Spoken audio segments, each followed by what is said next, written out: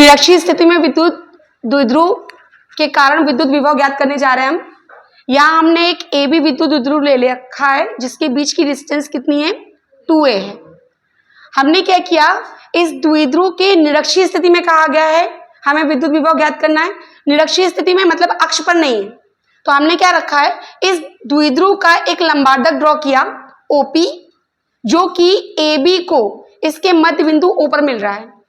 हमने जो ये लंबार्धक ड्रॉ किया है इस पर एक P पॉइंट लिया है, ठीक है, जो कि O से R डिस्टेंस पर है। जब हमने लंबार्धक ड्रॉ किया है, O मध्य बिंदु है, तो O से लेके B तक की डिस्टेंस और O से लेके A तक की डिस्टेंस कैसी होगी, इक्वल होगी, क्योंकि पूरा AB कितना है, 2a है, तो ये भी A होगा और ये भी A होगा, ये भी A होगा और ये भी A होगा। यहां से यहां तक की डिस्टेंस कितनी है, R।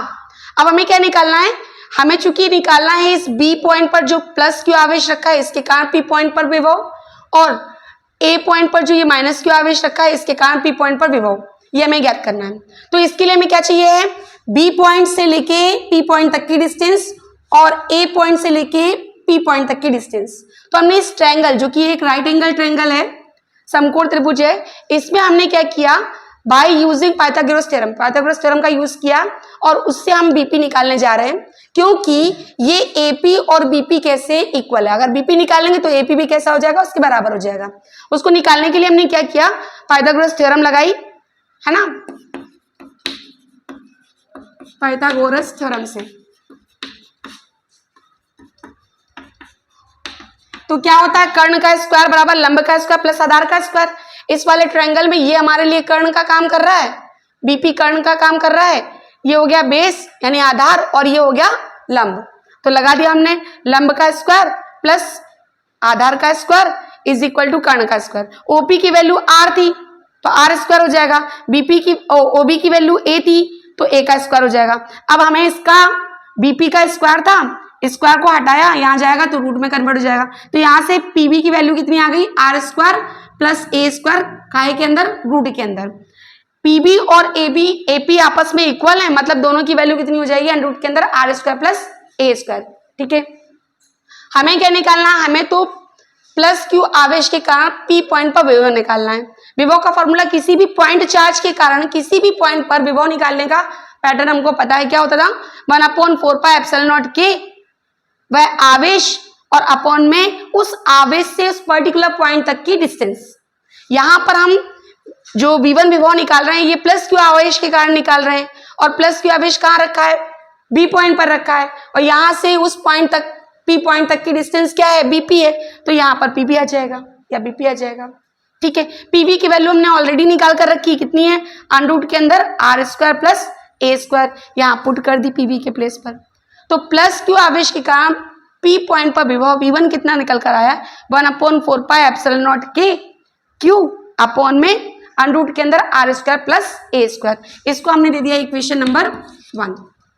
अब ऐसे ही माइनस क्यू आवेश कहाँ रखा हुआ है, A पॉइंट पर, इसके कारण P पॉइंट पर विभव निकालेंगे, और उस विभव को हमने नाम दे दिया कितना, V2। कैसे निकालेंगे, फिर वैसे ही पॉइंट चार्ज के कारण किसी भी पॉइंट पर विभव निकालने का तरीका क्या होता था, 1/4πε0K, और वह आवेश माइनस क्यू आवेश अपॉन में उस आवेश से लेके उस पॉइंट तक की डिस्टेंस, यहां पर कितनी है, AP है। ठीक है, तो माइनस क्यू अपॉन में AP, और AP की वैल्यू हम ऑलरेडी निकाल चुके हैं, वह कितनी हमारी, AP और BP इक्वल था, कितना, अंडर रूट के अंदर R square plus A square. यहाँ AP की वैल्यू पुट की, क्या हो जाएगा, माइनस क्यू अपॉन में अंडर रूट के अंदर R square plus A square. ये माइनस साइन यहाँ बाहर आ गया, 1/4πε0K Q अपॉन में अंडर रूट के अंदर R square plus A square ही आ गया। दोनों विभव निकल कर आ गए। अब हमें क्या करना है, हमें तो इस P पॉइंट पर परिणामी विभव निकालना है, किसके कारण, इस द्विध्रुव के कारण।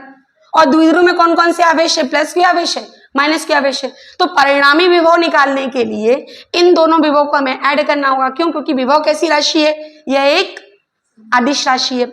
अदिश राशि है तो केवल दोनों के परिमाण क्या हो जाएंगे, ऐड हो जाएंगे।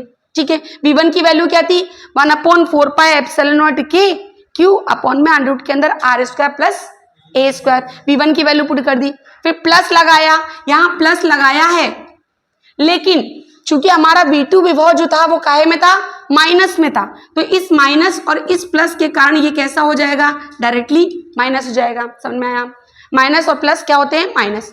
अब ये वाली क्वांटिटी चेक करो और ये वाली क्वांटिटी चेक करो, सेम है, 1/4 पाई एप्सिलॉन नॉट के क्यू अपॉन में अंडर रूट के अंदर r square plus a square, same quantity है तो माइनस होंगे तो क्या हो जाएगा, 0, तो यहाँ पर v इज इक्वल टू कितना आ गया, 0।